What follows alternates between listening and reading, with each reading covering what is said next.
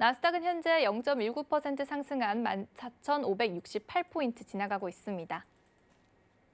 네, 오늘 맞선님과 어떤 트레이딩 전략 갖고 가야 할지 팻말 통해서 확인해 보겠습니다. 준비해 주시고요. 3, 2, 1 들어주세요.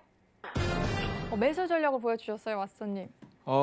매수 전략 지금 시장에서 사실 네. 매수한다는 것 자체가 뭐 지금 이 시장 이렇게 하락이 나오고 있는데 매수 팻말을 듣는다고 이렇게 이제 생각하실 수 있을 것 같은데 네.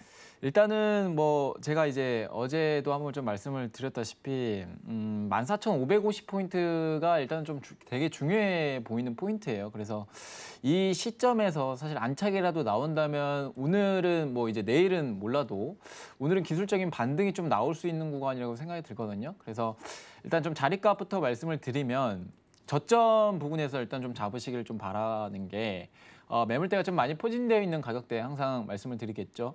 14,520포인트.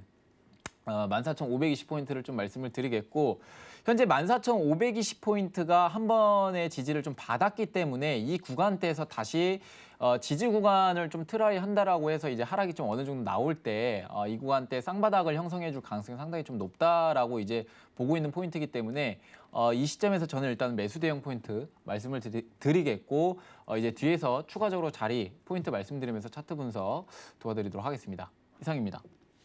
네, 오늘은 맞선님께서 저점 부근에 잡자라고 말씀해 주셨는데요. 현재 14,520포인트 짚어주셨습니다. 관련해서 조금만 더 차트 분석해 주시죠, 맞선님.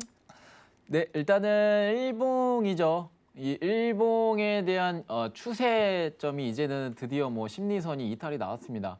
종가 기준으로 이탈이 나왔고요. 일본 관점에서 봤을 때 저는 이제 전일에 한번 말씀드렸던 이제 음봉이죠. 이 음봉 라인대가 혹시나 아랫꼬리를 달고 나서 종가 기준으로 21선 지지를 안착을 해준다라면 사실 뭐 이번 주도 어느 정도 뭐 언제든지 기술적인 반등 부분이 좀 나올 수 있다라고 이제 생각을 했었는데 아니나 다를까 뭐 종가가 이탈이 나왔어요.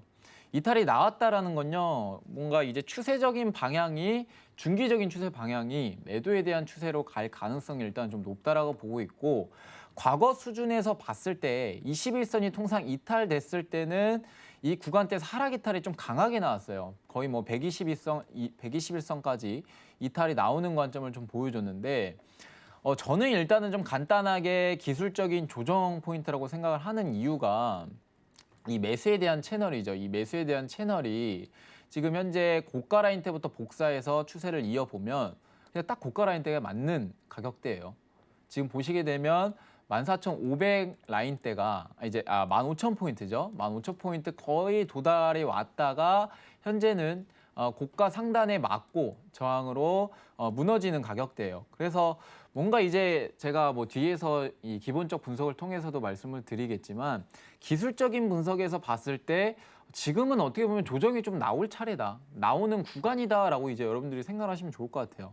매수에 대한 채널을 계속적으로 지켜주다 보니까 사실 너무 크게 상승했었거든요. 이때도 뭐 여러 가지 악재들은 존재했지만 나스닥은 계속 상승을 하고 있었죠.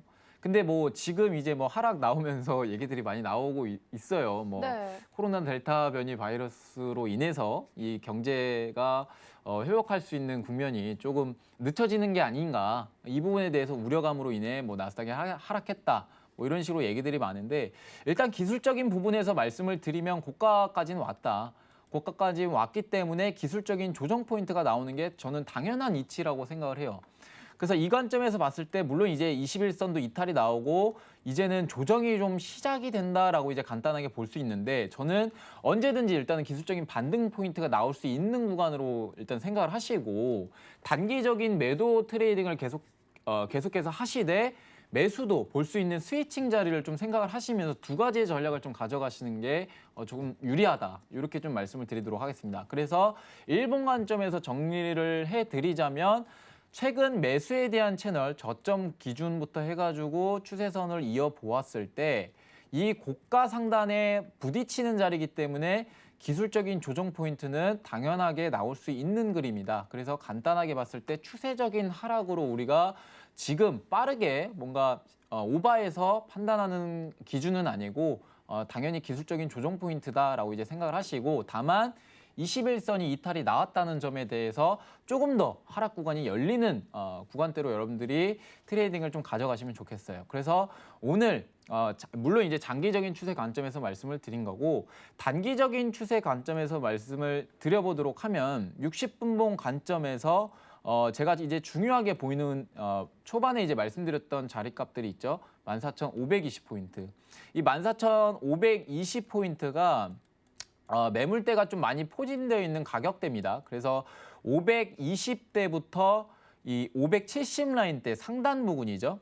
이 부근대를 지금 지켜주게 된다라면 앞으로 피보나치의 0.32 값이라고 하죠. 0.32 값이 지금 14,650인데 여기까지 일단 1차적으로 도달할 가능성이 높아요. 520 라인대를 지켜주게 된다라면 가장 중요한 매물대이기 때문에 여기 이탈 안 나오면은 오늘 기술적인 반등 포인트 추가적으로 나올 가능성이 높거든요.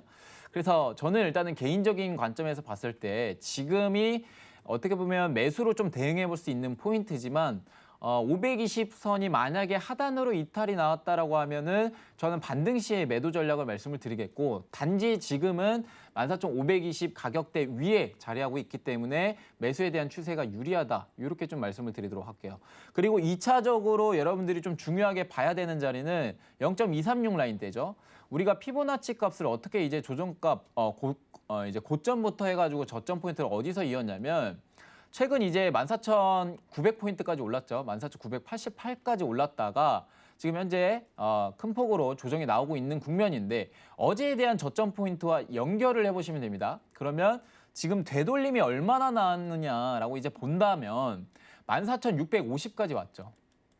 14,650 라인대가 현재 0.382 값입니다. 피보나치에. 그러면 현재 0.382 값이 반등이 왔다가 지금은 횡보하는 추세거든요. 그럼 우리가 단기적으로 봤을 때 만약에 0.238, 이제 236 라인대죠. 0.236 라인인 이 14,570 라인대가 이탈이 된다라고 했을 때 저는 제가 말씀드렸던 매수 자리가 있죠. 14,520포인트. 여기까지는 눌릴 가능성이 일단 높기 때문에 60분봉 종가 기준으로 좀 판단을 하시면 좋을 것 같아요. 60분봉 종가 기준으로 지금 이제 막 지지를 해줬거든요. 지지를 해주는 음봉 캔들이 나왔어요. 아래 꼬리가 좀 길게 좀 나오고 있는 국면인데 지금 이제 어느 정도 좀 눌리게 된다라고 하면 520 라인대와 570짜리 있죠. 요 사이 가격대가 550 라인대거든요. 그래서 550 기준에서 저는 15분봉 종가를 좀 보시면 좋을 것 같아요. 15분봉 종가로 550 위에서 끝났다. 자, 매수 대응 충분히 저는 해볼 수 있다라고 이제 말씀을 드리도록 할게요. 그래서 14,550포인트 이 중심적으로 좀 보시고 결론적으로 말씀을 드려봤을 때 현재는 14,572 라인대에서 아직은 지지 이제 여부를 어느 정도 판단하고 있는 국면이기 때문에 지금 당장 매수로 대응하지 마시고 어느 정도 좀 조정 포인트가 내려왔을 때 그때 가서 좀 매수 대응을 하시길 바랄게요. 다만 저는 14,650 라인대가 이탈이 나오게 된다라면 618 라인대죠. 0.618 라인대인 14,784 이 구간대에서도 매물대가 많이 포진되어 있기 때문에 이 구간대까지 올라올 가능성이 좀 높다. 이렇게 좀 판단을 하도록 하겠습니다. 그러면 우리가 결론적으로 일단 1차적으로 봐야 되는 자리는 570과 550 라인대죠. 이 550 라인대와 570 라인대가 이탈이 나오는지 안 나오는지 지켜보시고 매수 대응은 14,650포인트까지 대응해 볼 수 있다. 이렇게 기술적 분석 정리해 드리도록 하겠습니다. 이상입니다. 네, 마스터님께서 오늘 팁을 하나 주고 가시네요. 지금 14,520포인트에서 570포인트 중요한 매물대이기 때문에 하단 이탈이 나올 시에 기술적인 반등 추가적으로 나올 수도 있다 이렇게 예상을 해주셨습니다. 네, 그럼 저희 이어서 지금 또 시장 이야기하고 궁금한데요, 마스터님. 미국채 금리가 지금 좀 하락한 상황이죠? 어떻게 보시나요? 미국채 일단 좀 차트 한번 볼게요. 네. 현재 지금 미국채 금리가 일단은 뭐 말씀을 좀 드려봤는데 이 미국채 금리가 사실 이렇게 내리는 국면에서 봤을 때는 저는 이제 시장이 되게 이 경제적인 법칙에 의해서 지금 어긋나는 것들이 상당히 좀 많다라고 이제 생각이 들거든요. 어떤 거죠? 일단 뭐 여러 가지 이유들이 있겠죠. 일단 뭐 미국채 금리를 항상 보는 이유는 네. 경제 성장이 앞으로 10년 후에 그 사실 기대치로 형성이 되는 거거든요. 이 금리가 통상 올랐을 때는 경제 성장이 앞으로 10년물이다 보니까 네. 10년 후에 경제 성장에 대한 기대치가 얼마나 지금 높아져 있느냐. 그거를 이제 간단하게 판단해 볼 수 있는 채권에 대한 금리인데 지금 채권 금리가 많이 떨어지고 있어요. 거의 뭐 급락을 뭐 한다고 하더라도 과언이 아닐 정도로 지금 많이 떨어지고 있는 국면인데 뭐 지금 1.2%로 하단으로 이제 이탈이 나왔기 때문에 네. 사실 제가 나스닥에 대한 매수 포인트를 좀 조심스럽게 말씀드리는 아. 이유가 이거 하나예요. 올해 거의 2월 수준까지 내려갔다고 보면 되나요? 그렇죠. 국채 금리가 이제 많이 좀 떨어지고 있고 여러 가지 이제 뭐 얘기들이 상당히 좀 많은데 일단은 국채 금리가 이렇게 떨어지는데 나스닥이 이제 뭐 사실 성장주나 뭐 가치주 이렇게 한 그룹으로 보는데 이게 지금 사실 올라야 좀 정상이거든요. 네. 뭐 어떻게 보면 이제 여러분들이 생각하시면 좋을 것 같은 게 뭐냐면 성장주는 금리에 되게 예민하잖아요. 그렇죠. 그럼 이 부분에 대해서 미국채 금리가 앞으로 좀 떨어지고 있는 국면에서 봤을 때는 우리가 네. 기업에 대한 투자가 많이 이루어지는 국면이다 보니까 어떻게 보면 금리에 대한 이런 민감한 부분 사항이 올랐을 때는 투자가 조금 이루어지진 않겠지만 지금 내려가는 국면이잖아요. 그러다 보니까 나스닥이 뭐 가치주, 성장주 이 한 그룹으로 많이 편입되어 있는 종목들이 많은 만큼 나스닥이 좀 올라와줘야 돼요. 네. 그렇죠. 근데 지금 국면에서 봤을 때 네. 나스닥도 떨어지고 있는 국면인데 야 이렇게 되면 경제적인 법칙이 좀 어긋나는 게 아닌가. 저는 그렇게 이제 간단하게 생각을 해볼 수 있는데 아무래도 저는 일단 가장 큰 이유가 성장이 나온다고 하더라도 경제 성장이 어느 정도 바탕이 되어 있는 상태에서 성장이 좀 나와주면은 오히려 그 부분에서 이제 플러스 요인이 돼서 추가적으로 나스닥이 상승할 수 있다라고 이제 말씀을 드리겠는데 지금은 되게 애매한 상황이에요. 이도저도 아닌 상황이기 때문에 아무리 뭐 투자가 이루어진다고 한들 금리가 약해서 투자가 이루어진다고 한들 상승할 수 있는 분위기는 좀 제한적이지 않나. 현재 상황으로서는. 그렇죠. 네. 현재 상황으로서는 이제 간단하게 그렇게 생각을 해볼 수 있을 것 같아요. 그래서 지금 나스닥도 빠지고 뭐 다우도 빠지고 하는 국면인데 뭐 미국채 금리가 많이 올랐었을 때는요. 나스닥이 일단은 좀 조정을 많이 크게 받았었어요. 최근 1.7%까지 올랐었던 이 국면이 2021년 3월 달이었거든요. 네. 그러니까 이때가 이제 부양책이 통과가 됐던 시기였기 때문에 이때 뭐 부양책에 대한 선반영을 한다고 하더라도 금리가 너무 가파르게 오르다 보니까 성장주나 뭐 가치주가 완전히 좀 약세 현상을 펼쳤었죠. 그래서 여기에 따른 어떻게 보면 이제 아예 가치주 정정화 드리겠습니다. 기술주. 네. 이 기술주 관심에서 집중해서 봤을 때는 다우가 좀 많이 오르는 그런 현상을 좀 보여줬었고 이제 나스닥이 좀 하락하는 그런 국면이었는데 지금 또 금리가 이제 하락을 크게 내려와도 나스닥이 하락을 하고 있는 그런 국면이다 보니까 지금은 시장 분위기가 지금 되게 어려운 상황이다. 이렇게 좀 말씀드릴 수 있을 것 같아요. 그래서 일단은 국채 금리가 좀 내리는 이유에 대해서 좀 설명을 드리고 싶은데 일단은 이동평균선 기준으로 봤을 때 200일선이 이제 이탈이 나왔어요. 200일선이 이탈이 나왔고 현재 관점에서 120일선도 하단으로 크게 이탈했기 때문에 앞으로 미국채 금리가 추가적으로 하락 포인트가 좀 열려 있다라고 이제 평가가 돼요. 그래서 지금 뭐 제가 이제 사진을 좀 준비했을 때도 거의 1.2 수준이었다가 지금 또 다시 하락해서 1.1로 내려왔죠. 1.1을 깨고. 그래서 이 관점에서 봤을 때 저는 충분히 리스크가 지금 있는 시장이다. 그래서 어제 또 조금 위험한 상황이라고 말씀해 주셨잖아요. 그렇죠. 어제도 진짜 위험하다라고 이제 말씀을 드렸었는데 일단은 이 국채 금리가 계속적으로 내려가는 이유에 대해서 이제 좀 여러분들 궁금해하실 수도 있으실 것 같아서 간단하게 좀 이유에 대해서 근거에 대해서 좀 설명을 드려보도록 하겠습니다. 네. 일단 첫 번째 이유로 인해서 첫 번째 이유는 소비자 물가 급등이죠. 우리가 최근 CPI 지수가 발표를 하고 나서 이제 전년 YOY로 했을 때 5.4%나 이제 서프라이즈급으로 발표를 했어요. 그래서 이 발표를 하면은 사실 미국채 금리가요. 여러분들 좀 헷갈려 하실 수도 있으실 것 같아요. 경제 법칙에서 이게 또 어긋나는 이유 중 하나거든요. 그러니까 뭐 소비자 물가는 사실 미국채 금리를 좀 반영을 해요. 그래서 물가가 통상 오르게 되면 인플레이션을 반영을 하기 때문에 미국채 금리가 올라가는 요소가 됩니다. 근데 지금 내려가고 있죠. 네. 그러면 경제 법칙에서 일단 어긋나는 이유 중 하나예요. 그렇네요. 그죠? 그렇게 물가는 되면 오르고 우리가 이제 올라가는데. 생각을 해볼 수 있는 네. 게 물가가 오르면은 국채 금리가 오르는 게 통상적인 이제 그림의 방향성인데 지금 다르게 해석을 하고 있다라는 거죠. 높은 물가가 오히려 소비 심리를 제약할 수 있다라는 이 국면에서 봤을 때는 미국채 금리가 앞으로 이제 뭐 앞서 이제 말씀드렸다시피 10년 이후의 기대치라고 말씀을 드렸잖아요. 경제 성장에 대한 기대치. 근데 소비가 약화가 되다 보니까 미국이 이제 GDP 4대 요소 중 소비로 이루어지는 국면에서 70%나 차지해요. 그래서 소비가 많이 이루어지면 이루어질수록 이 경제 성장률이 좀 올라갑니다. 근데 이 국면에서 봤을 때 소비를 좀 제약하는 국면이다 보니까 아무래도 물가가 올라가면 네. 좀 소비 심리가 위축되겠죠. 너무 비싸니까. 소비를 안 하는 그런 심리가 좀 발동이 됩니다.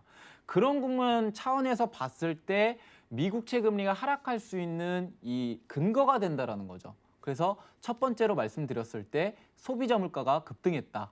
급등을 했지만 미국채 금리가 통상적으로 올라야 되는데 현재 내려가는 그런 분위기가 형성이 되고 있다. 이렇게 좀 설명을 드리겠고 두 번째로 이제 델타 변이 바이러스죠. 아무래도 이제 델타 변이 바이러스를 안 뽑을 수가 없겠는데 뭐 여러 가지 이제 이유들이 좀 많은 것 같아요. 델타 변이 바이러스로 인해서 이 경제 성장이 늦춰질 것이다. 이런 우려로 인해서 결국 위험 자산의 이제 선호 심리가 조금 후퇴하고 있는 국면이다. 이런 얘기들이 상당히 좀 많은데 사실 뭐 진짜 저는 이제 다 갖다 붙이기 좀 나름인 것 같아요. 그럼 맞는 것 같아요. 사실 뭐 증시가 이제 뭐 빠지는 국면에서 봤을 때 모든 이유 다 갖다 붙일 수 있거든요. 네. 근데 저는 일단은 뭐 델타 변이 바이러스에 대한 이 우려로 인해서 증시가 이제 급락한다 이런 거는 사실 저는 아닌 것 같아요. 사실 이 부분은 어느 정도 단기간 내에 해결될 가능성은 일단 적다라고 판단을 하지만 결국에는 저는 해결될 가능성이 높다. 이미 이제 백신에 대한 접종률이 만약에 높아지게 되고 집단 면역이 형성이 되고 이 부분이 어느 정도 해결이 된다라고 하면 저는 충분히 악재로 작용하는 것보다는 단기간 내에 해결될 가능성이 일단 좀 높다라고 이제 판단을 하고 있어요. 네. 그래서 이 관점에서 봤을 때 물론 이제 미국채 금리가 좀 더 떨어질 수 있는 근거로 뽑을 수 있는 이유 중 하나죠. 경제 성장을 일단은 막고 있으니까. 지금 관점에서 봤을 때. 그래서 이러한 델타 변이 바이러스 이슈로 인해서 두 번째 근거가 이제 미국채 금리 하락이 이제 델타 변이 바이러스 얘기로 인해서 경제 정상화 시기가 늦춰지다 보니까 이 기대치가 좀 하락했다. 그래서 금리가 하락하는 그런 국면이 좀 서 있다. 이렇게 좀 설명을 드리도록 하겠습니다. 그다음에 이제 세 번째 이유로 뽑을 수 있는 게 가장 중요한 거죠. 이제 테이퍼링. 테이퍼링 얘기가 나오고 있기 때문에 이 국면에서 봤을 때는 사실 금리 상승에 대한 요인이 되거든요. 왜냐하면 이제 국채를 지금 800억 달러 정도를 매입을 해주고 있어요. 근데 이 국채 금리를 계속 매입을 해주고 있다 보니까 현재 금리가 떨어지는 요소가 됩니다. 뭐 통상 이제 길게 좀 말씀드릴 수는 없겠지만 금리가 지금 떨어지고 있는 국면은 뭐 물론 이제 연준이 계속적으로 통화 정책을 펼치고 있기 때문에 금리가 지금 떨어지고 있는 국면인데 이게 이제 뭐 어제도 말씀드렸다시피 부채 한도 유예 기간이 있기 때문에 미국채를 추가적으로 발행을 못 합니다. 정부에서 이제 유예 기간을 앞두고 있다 보니까 이걸 법으로 정해놨어요. 그래서 이 부채 한도가 어느 정도 좀 넘어가면 국채 발행을 못하게 이제 법으로 정해놨는데 이 기간을 늘려줄지 아니면 뭐 언제 또 다시 이제 결정이 될지는 잘 모르겠지만 네. 이 기간 내에는 국채 발행을 좀 더 할 수가 없기 때문에 오히려 공급량이 조금 제한되고 있는 국면에서 지금 국채를 계속 매입을 해주고 있다 보니까 시중에 대해서 공급량이 좀 더 없어지게 되고 가격이 올라가는 요소가 되기 때문에 지금 금리가 떨어지고 있다. 이렇게 이제 평가를 내리시면 좋을 것 같아요. 그리고 뭐 전문가들이 사실 얘기를 많이 했거든요. 미국채 금리가 1.7% 갔을 때 이거 2%도 간다. 이런 식으로 좀 얘기들이 많이 나왔거든요. 아, 그런가요? 그렇죠. 그때 이제 사실 그게 제일 많이 나왔었는데 네. 사실 1.7% 고점을 찍고 바로 하단으로 이탈이 나왔죠. 그래서 여기에 대한 이유도 있는 게 이제 금리 상승에 이제 투자를 하는 기관들도 있을 것 아닙니까? 채권 네. 시장에. 근데 이 포지션들이 대거 이제 매도를 하면서 예측이 손실을 보고 이제 매도를 나온 틀렸네요. 거죠. 그죠? 예측이 아. 틀렸음에 네. 이제 채권 시장이 이 매도 포지션이 빠진 거예요. 그래서 이 매도 포지션이 빠졌기 때문에 국채 금리가 하락하는 그런 요소가 이제 만들어졌다. 그게 이제 이제 총합 통틀어서 이제 말씀드려봤을 때 이런 네 가지 요소들로 인해서 현재 국채 금리가 강하게 하단 이탈이 나오고 있는 국면이다. 그래서 저는 일단은 국채 금리가 좀 상승할 수 있는 요소들을 한번 뽑아 본다면 네. 아무래도 이제 국채 발행을 좀 더 해야 되겠죠. 국채 발행을 좀 더 하게 된다라면 기간을 연장 그렇죠. 뜻인가요? 그렇죠. 네. 기간을 연장을 해줘야만이 정부에서 다시 국채 발행을 하면서 이 국채 네. 금리가 상승할 수 있는 그런 근거들을 좀 만들어주지 않을까. 그게 이제 7월 말에 정해진다고 어제 말씀해 주신 거죠. 그렇죠. 7월 말에 이제 정해지게 되는데 이게 네. 이제 시간이 상당히 좀 많이 걸려요. 결정하기까지. 이게 이미 시장에 네. 대한 분위기가 어떻게 형성이 되느냐면 이미 7월 31일 날에 결정이 안 될지 거의 채권 시장은 알고 있습니다. 이미 지금 눈치를 그렇죠. 챈 건가요? 그렇죠. 이미 이제 눈치를 챘고 저는 네. 이제 이 얘기가 좀 가장 좀 중요한 것 같은데 이 상원이 어떻게 보면 그 이제 저희도 휴가 가듯이 상원이 이제 휴가를 가요. 8월 이 중순에서 봤을 때도 네. 이 어떻게 보면 회의를 열 수 있는 그런 기간이 일단은 좀 이제 생각보다 좀 멀어지게 되는데 9월 달에 보면은 지금 예산안 조정 절차도 있거든요. 그래서 이 예산안에서도 합의를 봐야 되기 때문에 아무래도 이 7월 31일 날에 이제 부채 유예 기간을 결정 내리기까지는 일단 시간이 좀 소요될 가능성이 높다라고 이제 판단을 하고 있어요. 그 뜻은 무슨 의미로 다가오나요? 미국채 금리가 계속 하락할 수 있는 국면이 열리고 현재 관점에서 미증시나 여러 가지 이제 증시의 상황들이 어떻게 보면 박스권이나 추세적 상승을 보여주기는 일단 단기적으로 힘들어 보인다. 이렇게 이제 판단이 되는 거죠.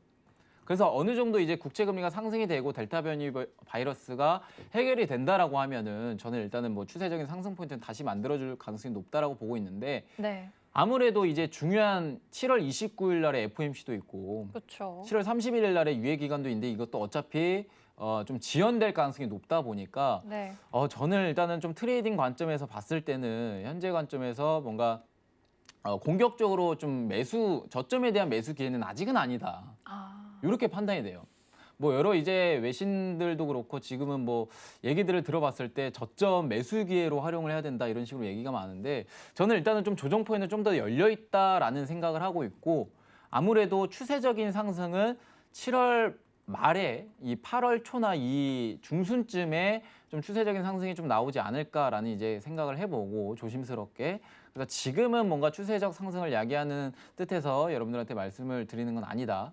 이러한 악재 요소들이 계속적으로 작용을 하고 있기 때문에 이 부분에 대해서 여러분들 집중적으로 좀 보셨으면 좋겠고 일단은 뭐 장단기 금리 차에 대해서도 얘기를 안 드릴 수가 없겠는데 네, 그렇죠. 장단기 금리 차가 지금 계속 축소되고 있는 국면이에요. 네. 근데 이게 사실 사이클이 어떨 때 반영이 되냐면 경제 성장이 조금 우려가 될 때 네.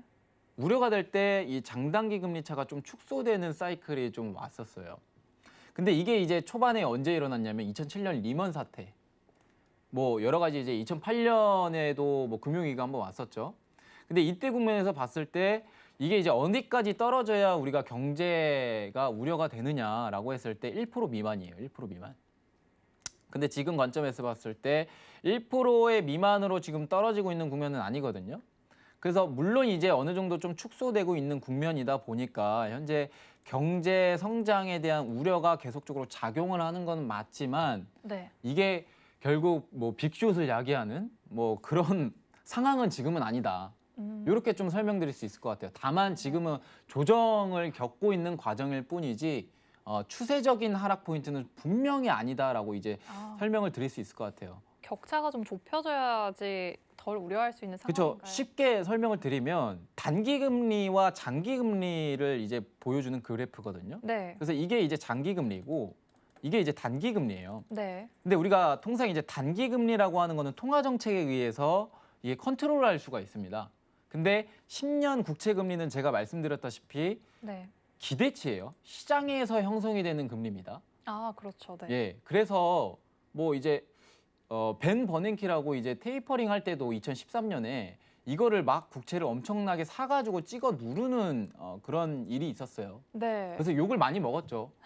시장의 맞습니다. 분위기로 형성이 돼야 되는 부분인데 이걸 억지로 누르려고 하다 보니까 네. 그때 이제 한번 증시가 크게 무너졌었던 그런 국면이 있었습니다. 그래서 지금 국면에서 봤을 때 단기 금리가 올라오는 그림과 장기 금리가 내려오면서 경제 성장이 지금 약화되고 있는 국면이다. 이렇게 이제 판단하시면 좋을 것 같고 왜 이제 여러분들 이것도 되게 헷갈려 하시는 분들도 많으실 테고 모르시는 분들도 많으실 것 같아요. 단기 금리는 이제 생각을 해봤을 때 예금 금리라고 생각을 하시면 됩니다. 단기 금리는 예금 금리고 국채 금리라고 했을 때 대출 금리, 요 대출 금리라고 생각을 하시면 좋을 것 같아요. 그래서 우리가 뭐 모기지와 이제 연동되어 있는 만큼 대출 금리라고 이제 말씀을 드릴 수 있겠는데 이게 이제 축소가 되면 될수록 역전 현상이 일어난다라고 하죠. 아, 네. 역전 현상. 그래서 예금 금리가 오히려 더 올라가는. 그럼 은행 입장에서 봤을 때 대출 금리가 내려가면 내려갈수록 이제 과거에서 봤을 때 축소하는 그런 성향들이 좀 나타났었어요. 그럼 은행이 대출을 축소를 하게 되면 기업에 이제 관련된 투자도 잘 이루어지지 않겠죠. 그렇네요. 그럼 기업에 대한 성장이 더뎌지고 네. 기업에 대한 성장이 더뎌지게 된다면 이 고용과 그다음에 소비적인 측면에서 봤을 때도 되게 우려가 되고 침체가 되는 국면이기 때문에 우리가 통상 실질 금리 장단기 금리 차이라고 하죠. 이게 역전 현상이 일어난다고 하면 경제 우려 사이클이 지금 현재 발동되고 있다. 이렇게 이제 평가를 해요. 아, 장단기 금리 차로 이제 모든 게 연결돼 있다고 보면 되네요. 그렇죠. 그래서 이게 축소되면 안 된다라는 걸 계속 말씀을 드리는 거고 네. 다만 지금 이 얘기를 왜 하느냐. 지금은 우려할 만한 수준은 아니다라고 이제 말씀드리고 싶어서 가져와 봤어요. 그래서 막 장단기 금리 차에 이제 축소되면 이거 거의 빅쇼 나오는 거 아니냐 이제 얘기들이 많길래 제가 이제 관련 자료들을 이제 준비를 해봤습니다. 그래서 지금 뭐 결론적으로 정리를 해드리자면 우려할 만한 사항들은 아니다. 그렇기 때문에 어느 정도 기술적인 조정과 여러 가지 악재 계속 지금 껴맞추기 식으로 악재가 좀 나오고 있다라고 하죠. 근데 이 부분은 추세적인 하락을 야기하는 뜻하는 게 아니라 저는 어떻게 보면 지나갈 조정이다라고 이제 판단을 하고 있어서 추세적인 상승은 계속적으로 나올 가능성이 높다. 이렇게 좀 정리를 드리도록 하겠습니다. 이상입니다.